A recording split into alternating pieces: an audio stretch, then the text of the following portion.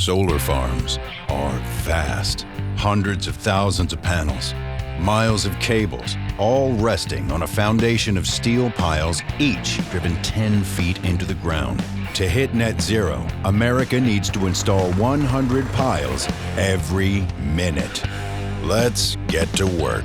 Introducing the RPD-35 from Built Robotics, the world's first piling robot for utility-scale solar. Designed to carry up to 220 piles, the RPD-35 works all day and all night, driving pile after pile with robotic precision. With an 8-layer safety system engineered to take people out of harm's way, it's a force multiplier for every crew on your project.